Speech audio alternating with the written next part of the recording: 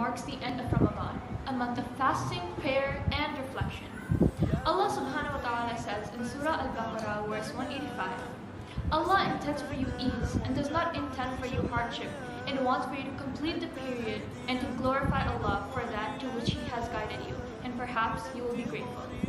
Muhammad, peace be upon him, said, when the day of Eid comes, the angels stand at the entrances of the roads and call out, O community of Muslims, come forward to your generous Lord, who gives abundantly and forgives the most.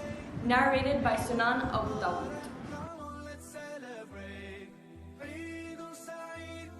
The UAE's diverse population gathers during Eid, transcending cultural differences to foster unity.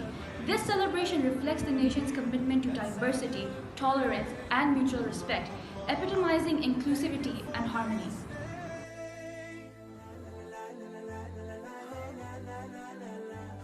تعبر التحيات والأدعية المشتركة في عيد الفطر عن روح الأخوة والتضامن بين المسلمين، وواحدة من تلك التعابير هي أخوكم في الإسلام، وهي تعبر عن الروابط القوية التي تجمع بين المسلمين كأخوة في الدين. هذه التعابير تعزز الوحدة والتلاحم بين الأفراد المجتمع الإسلامي، وتؤكد على أهمية التعاضد والتعاون في بناء مجتمع مترابط ومتحاب. Let's reflect on Ramadan's blessings, be grateful for spiritual growth, and plan to carry forward lessons learned. Embrace kindness, prayer, and personal improvement every day. Let's keep the spirit of Eid alive beyond this day.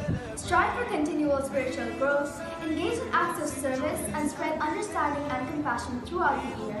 Together, let's make our communities places of unity and kindness every single day.